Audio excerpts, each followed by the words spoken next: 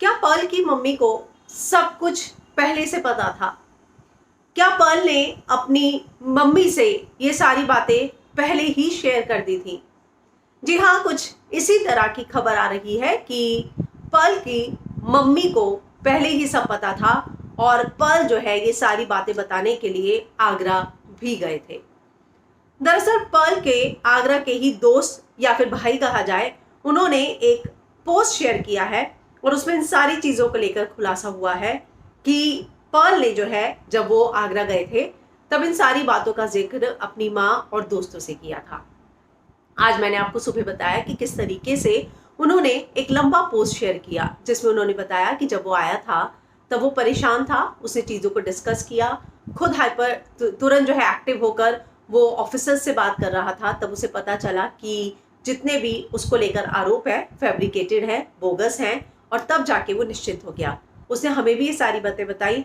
वो आगे कहते हैं कि उसने जो है अपनी मम्मी को भी ये सब कुछ बता दिया था और उसने अपनी मम्मी को कहा था कि पूरा केस क्या है और ये पूरा एक फेक और बोगस केस है। तो मम्मी के साथ पर्ल ने ये सारी बातें डिस्कस की थी और अब उनके भाई ने ये भी खुलासा किया है कि उनकी मम्मी को जो है जानलेवा बीमारी है और ऐसे में उनके ऊपर दुखों का पहाड़ टूटा है। तो उन्होंने लिखा था, before the recent development when Pearl was assured of case being fake, he told her mother about the whole issue. Later, when he came to Agra, he discussed the same with me. Now I have a simple question. अगर कोई वाकई में इसने ऐसा काम किया होता, ऐसा केस उस पर होता, तो क्या वो अपने फैमिली और फ्रेंड को ये सारी बातें बताता, उनसे डिस्कस करता? क्या वो ये सारी चीज़ें छुपा नहीं देता, हर डिटेल को छिपाता नहीं? लेकिन ऐसा उसने नहीं किया। उसे पता था कि पूरा केस फेक है, इसीलिए उसने जो है परिवार के साथ और दोस्तों के साथ इसको डिस्कस किया। तो ये जो है कुछ अहम बातें उन्होंने लिखी थी, जिसमें एक इस बात का खुलासा किया था कि पुलिस ने बहुत पहले बोल दिया था कि वो बेकसूर है, उसके बाद वो निश्चिंत हो गया था। और दूसरा ये कि मम्मी को पर्ल ने ये सारी चीजें पहले ही बता दी थी।